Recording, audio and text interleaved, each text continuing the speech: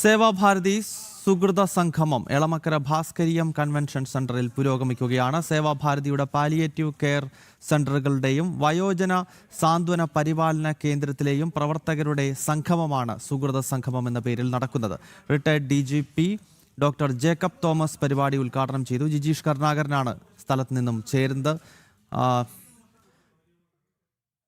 ജിജീഷ്, ഈ സേവാഭാരതിയുടെ സുഹൃത സംഗമം എന്ന പേരിൽ സേവാഭാരതിയുടെ ബാനറിൽ സേവന പ്രവർത്തനങ്ങളിൽ നിറഞ്ഞു നിൽക്കുന്ന ആളുകളെല്ലാം ഭാസ്കരീയത്തിൽ ഇന്ന് ഒത്തുകൂടുകയാണല്ലോ. പരിപാടിയുടെ ഉദ്ഘാടന കർമ്മം കഴിഞ്ഞുവോ?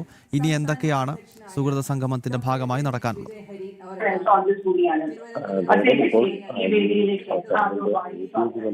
ഉദ്ഘാടന കർമ്മമാണ് പൂർത്തിയായിരിക്കുന്നത്. ഏതാണ്ട് വിവിധ ഭാഗങ്ങളിൽ നിന്ന് 1400ഓളം സേവാഭാരതിയുടെ പ്രവർത്തകർ ഇതിന്റെ ഭാഗമായി പങ്കെടുക്കുന്നുണ്ട്. ക്ഷേത്രങ്ങളിൽ നിന്ന് നിരവധി ആളുകളാണ് സേവന പ്രവർത്തനങ്ങളുടെ